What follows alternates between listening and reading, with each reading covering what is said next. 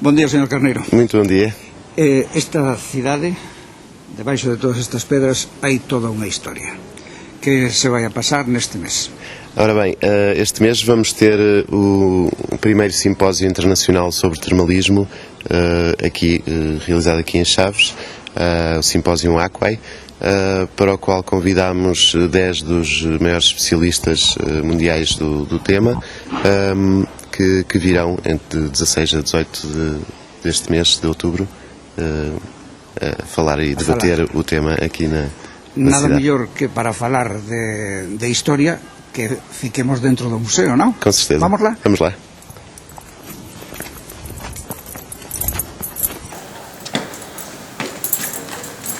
Por que tanto interés nos últimos anos sobre o termalismo romano? Ora bem, este era um tema que estava um pouco esquecido da historiografia do período romano, porque os romanos tinham dois tipos de termas, digamos, completamente diferentes.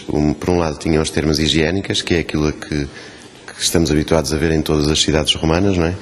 Que eram banhos, simplesmente, banhos higiênicos. Pois, exato. Quer dizer, não eram só banhos, porque o facto deles frequentarem as termas todos os dias era uma parte importantíssima do ser romano, do modo de ser. Não. Exatamente. Era o local onde se encontravam, onde faziam negócios, onde havia comércio, portanto era o centro de convívio da cidade. Exato. E para um romano, o facto de todos os dias frequentar as termas era uma identidade do próprio modus vivendi romano, não é? Por outro lado, temos as termas terapêuticas, que é o caso daqui de Chaves e de Ourense, nas Burgas, não é? De Lugo, também junto ao Rio, embora fora da cidade, e de tantas outras espalhadas por toda a Europa, que eram centros de tratamento e de saúde, não é? Onde as pessoas iam para se curarem de determinadas doenças, e que estavam também associadas ao culto a divindades que os romanos acreditavam que propiciavam essas propriedades terapêuticas à água. Portanto, estamos a falar de fenómenos muito diferentes. E o que aconteceu durante muitos anos é que o tema das termas foi um pouco tratado em conjunto, englobado numa mesma situação, muitas vezes confundido, não é? Muitas vezes as termas terapêuticas do tipo das nossas foram analisadas em termos historiográficos como em paralelo igual às outras, quando todas as questões que se põem, quer em termos arquitetónicos, em termos da forma como eram construídas e planeados esses edifícios, quer em termos religiosos, precisamente pela relação com os cultos, no caso de Chaves às ninfas, mas muitas vezes inclusive com cultos de tradição indígena anterior à chegada dos romanos, que depois foram adaptados, como é o caso de Ourense, onde apareceram uma série de inscrições dedicadas ao deus Borvo, ou Bormo, dependendo que era um deus anterior, não é? Que já os indígenas prestavam culto àquelas nascentes e já lhes conferiam essas propriedades terapêuticas.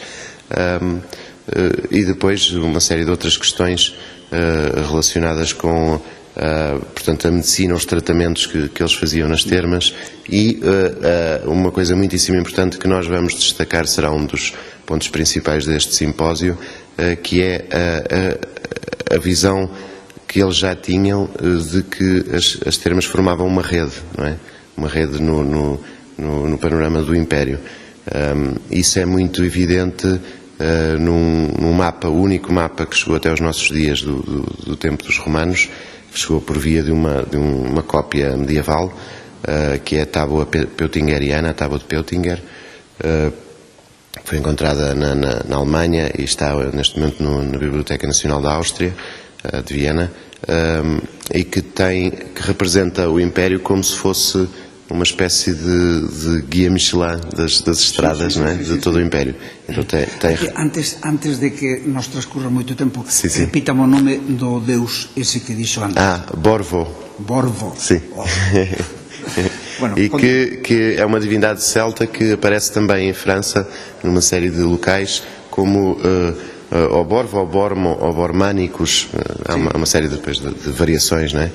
E que em França depois deriva em Bourbon, e a palavra Bourbon e los Borbones, os reis, tem origem aí, sim. Ou seja, tem origem numa cidade que é Bourbon-les-Bains, em França, que, portanto, que é a origem do topónimo da família, etc., e que, por sua vez, o nome dessa terra vem do nome do Deus, porque são umas termas também. Bueno, hai unha ligación grande entre Chaves e Ourense, en cuanto que se diz que pode ser a mesma veta, non? De auga quente. Não, é outra, não. Tem características semelhantes, mas é outra, digamos que é outro sistema. É outra história. Exato. Aquela não é tão medicinal como esta? Não, ambas são, e é essa visão em rede que já os romanos tinham, ou seja, cada estabelecimento termal é propício a determinadas terapêuticas e a cura de determinadas doenças. Não há dois iguais. Bueno, voltamos ao simpósio. Sim. Veñen de todas as partes do mundo, me dixo. Sim, da Europa. Bueno, de Europa, sim. Europa, os máis importantes. Bueno, o tema a debatir é o termalismo. Decimos que o termalismo está tan de moda, e axa que é posible, circunscribíndonos a Chaves, que esa parte do río que goza de auga termal, sí. podría ser utilizado públicamente, o sea, aberto, facer unhos baños abertos no río tamén? Sim, era unha posibilidade, claro. E por que non se faz? Isso é outra história. Exatamente. Bueno. Mas é uma possibilidade e penso que até há ideias nesse sentido. Há ideias, sim, pero creo que son algo cortadas, non son ideias pretas. Não sei, isso já não sei responder. Sim. Bueno, e que días é o simpósio? É de dia 16 a 18. 16 a 18. Portanto, o lugar? 16 e 17 será no Centro Cultural de Chaves. 16 e 17 teremos as conferências, de manhã e de tarde, e no dia 18 teremos uma visita aos outros balneários, portanto, a Lugo, Ourense e aqui em Chaves. Como se pode participar nesse... portanto, é só... Assistir como ouvinte? Portanto, a inscrição é gratuita e poderão consultar na nossa página, que é symposiumaquai.wordpress.com.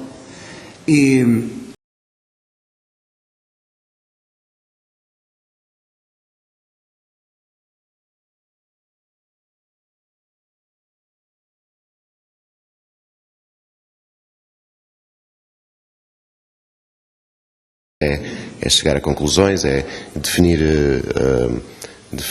critérios de investigação para o termalismo e depois também debater com o público, que poderá colocar as suas questões e serão Você, Carneiro, é um arqueólogo muito jovem e... Não tanto.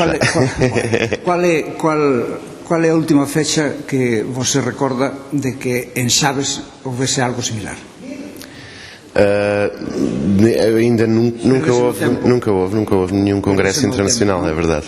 Então este é uma punta de partida para possíveis... Sim, até porque no dia 18 decorrerá em simultâneo com o congresso, com o simpósio, decorrerá uma reunião científica, de municípios de todo o mundo romano com termas medicinais. Ou seja, esse será o ponto de partida para a criação de uma rede europeia para o desenvolvimento, o estudo, conservação e aprofundamento dos estudos sobre o termalismo antigo e também, por outro lado, funcionar sinergicamente, não é? Todos estes municípios juntos, que é uma força muito grande na Europa, não é? Funcionar como meio de captação de financiamentos e de desenvolvimento turístico das cidades. Chaves ten unhas termas que son as máis importantes na Europa. Están veñanos e veñanos. Por fin, vese luz xa ao final do túnel? Sim. Para cando? Mas diz para o museu. As nossas termas. O museu estará concluída a obra de construção estrutural estará concluída até final deste ano. Depois digamos que os acabamentos avançarão até março, no máximo, do ano que vem. Recordo num dos varios reportaxes que fixemos ali, falaba você da posibilidade de que ali se pudesse mar baño. Funcionamento das termas, porque elas, a nascente da água termal está ainda plenamente ativa, as canalizações, todo o sistema de enchimento e de esvaziamento das diferentes piscinas, e tudo isso ficará funcional de forma a as pessoas poderem ver ao vivo e até poderem, em ocasiões dedicadas, experimentar os próprios banhos nas águas termais. Mesmo em termos de conservação, torna-se obrigatório conservar a água e o circuito da água no local, pelo que o balneário ficará pronto a usar, digamos, quando acabarem as obras. Evidentemente que não haverá uma utilização cotidiana e intensa do espaço. Como na época romana. Claro, e como nas termas atuais, né?